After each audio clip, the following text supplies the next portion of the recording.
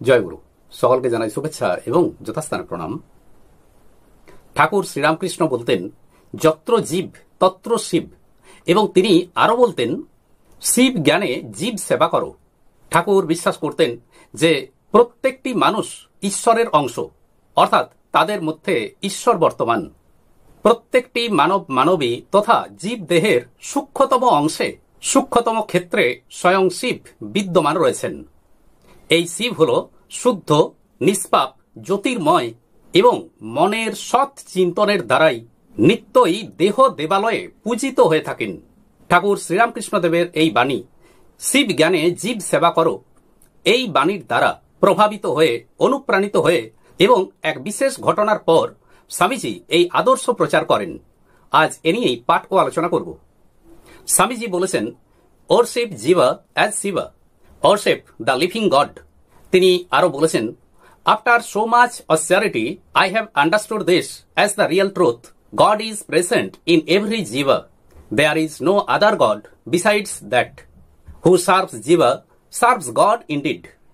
শিব জ্ঞানে জীব সেবার এই যে আদর্শ, স্বামীজি কিভাবে বা কখন থেকে তিনি এই আদর্শ প্রচার করলেন তার পিছনে রয়েছে একটি ঘটনা। আমরা জানি তামিলনাড়ুর মাদুরাইয়ের সমুদ্র তীরের কাছে জ্যোতির্লিঙ্গ রামেশ্বরম বর্তমান। পুরাণে বলা আছে, রাবণ বধের পর ব্রহ্মহত্যার পাপ থেকে মুক্ত হওয়ার জন্য সীতাদেবীর তৈরি বালির শিবলিঙ্গ মূর্তিকে ভগবান শ্রীরামচন্দ্র ভক্তির সাথে, নিষ্ঠার সাথে পূজা করেছিলেন। এতে ভগবান শিব অত্যন্ত প্রসন্ন হন এবং পার্বতী সহ ভগবান শিব সেই বালির মূর্তিতেই জ্যোতির্ময় রূপে আবির্ভূত হন। এই ঘটনা দেখে ভগবান শ্রীরামচন্দ্রের অন্তরের পাপ মুক্ত হয়। ভগবান শ্রীরামচন্দ্র তখন ভগবান মহাদেবকে অনুরোধ করেন তিনি যেন এখানেই লিঙ্গ রূপে বিদ্যমান থাকেন।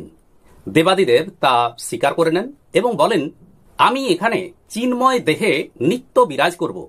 যারা এই তীর্থে শ্রদ্ধার সাথে, ভক্তির সাথে সমুদ্রে স্নান করার পর আমার জ্যোতির্লিঙ্গ দর্শন করবে, তাদের মনের সমস্ত কলুষ দূর হবে। আর শ্রীরাম পূজিত এই লিঙ্গের নাম হবে রামেশ্বর শিবলিঙ্গ। জানা যায় শ্রী শ্রী মা শারদাও এই মন্দির দর্শন করেছেন এবং তিনি 108টি সোনার বেলপাতা দিয়ে ভগবান শিবের পূজা করেছিলেন। এই শিবলিঙ্গ দেখে মনের আবেগে শ্রী শ্রী মা শারদা বলেছিলেন, যেমনটি রেখে গিয়েছিলুম ঠিক তেমনটি আছে। মা শারদা বলেছিলেন, যেমনটি রেখে গিয়েছিলুম ঠিক তেমনটি আছে, অর্থাৎ এখানে আমাদের বুঝতে ভুল হয় না যে শ্রী শ্রী মা শারদাই ছিলেন ত্রেতা যুগে মা সীতা। আর স্বামী বিবেকানন্দ এই মন্দির দর্শনে এসে শিব জ্ঞানে জীব সেবার আদর্শ প্রচার করেছিলেন। জানা যায় 1893 খ্রিস্টাব্দে স্বামীজি ভারত পরিক্রমার সময় পরিব্রাজকের বেশে এই রামেশ্বরমে এসেছিলেন এবং রামেশ্বরম মন্দির দর্শন করেছিলেন। সেখানে সমবেত লোকেদের উদ্দেশ্যে স্বামীজি বক্তৃতাও প্রদান করেছিলেন। স্বামীজি বলেছিলেন, ধর্মের অস্তিত্ব ভালোবাসায়, আচার অনুষ্ঠানে নয়, অন্তরের পবিত্র ও আন্তরিক ভালোবাসায়। তিনি বলেছিলেন, যে ব্যক্তি দরিদ্র, দুর্বল ও অসুস্থদের মধ্যে শিবকে দেখে, সে প্রকৃতপক্ষে শিবের উপাসনা করে। আর যদি সে কেবল মূর্তিতেই শিবকে দেখে, তবে তার উপাসনা কেবল প্রাথমিক। যে ব্যক্তি একজন দরিদ্র মানুষকে শিব দেখে সেবা করেছে এবং সাহায্য করেছে, তার জাত, ধর্ম, বর্ণ বা অন্য কিছুর কথা না ভেবে তার প্রতি শিব বেশি সন্তুষ্ট। স্বামীজি বলেছেন, যে পিতার সেবা করতে চায় তাকে প্রথমে সন্তানদের সেবা করতে হবে।